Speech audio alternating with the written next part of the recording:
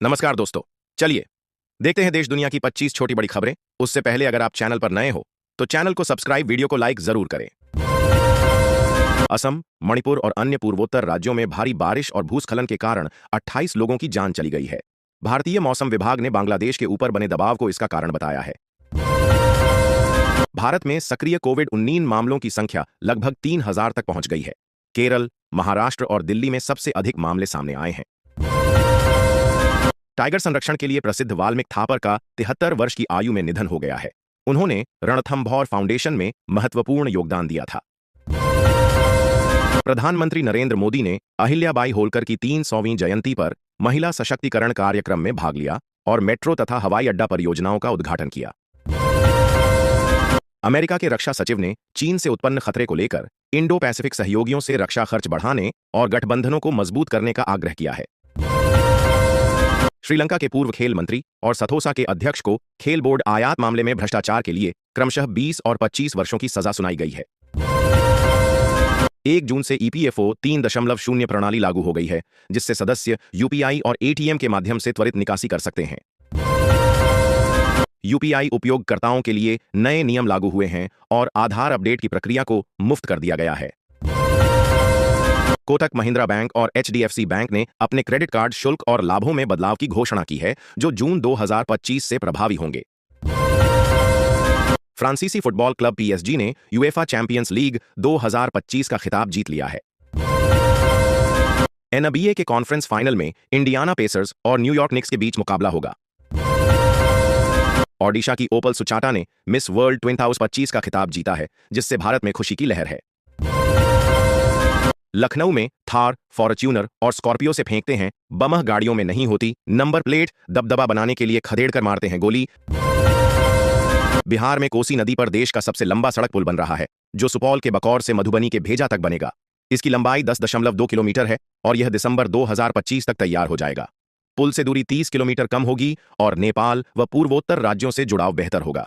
लागत करीब 1,200 करोड़ है, जो किसी खतरनाक या हैरान कर देने वाली घटना को दर्शा रही है, जहां एक व्यक्ति सेल्फी ले रहा था और उस पर बाघ ने हमला कर दिया और वह पूरा दृश्य कैमरे में रिकॉर्ड हो गया। उत्तर प्रदेश में मौसम में विविधता देखने को मिली।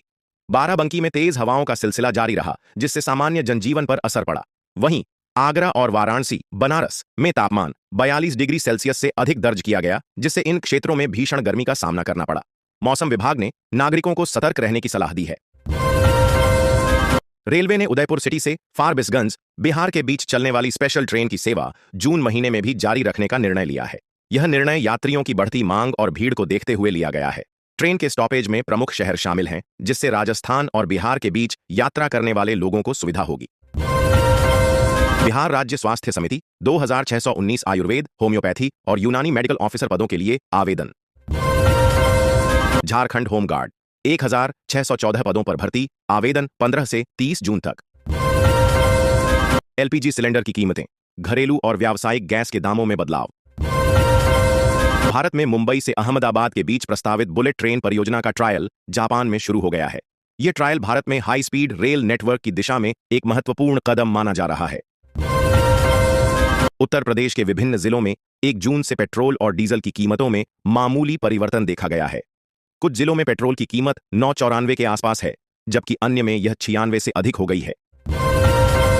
केंद्रीय गृह मंत्री अमित शाह ने कोलकाता के निकट न्यू टाउन में केंद्रीय फॉरेंसिक विज्ञान प्रयोगशाला के नए भवन का उद्घाटन किया।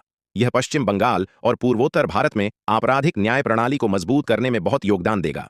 उद्घाटन समारोह को संबोधित करते हुए केंद्रीय गृह मंत्री ने कहा, 88 करोड़ की लागत से भवन का निर्माण हुआ है, परंतु इस सीएफएसएल के माध्यम से पश्चिम बंगाल, झारखंड, बिहार, ओडिशा, असम, सिक्किम और उत्तर पूर्व के सभी राज्यों को साक्ष्य आधारित आपराधिक न्याय प्रणाली विकसित करने में समग्र दृष्टिकोण की भूमिका का निर्वहन करने में मदद मिलेगी।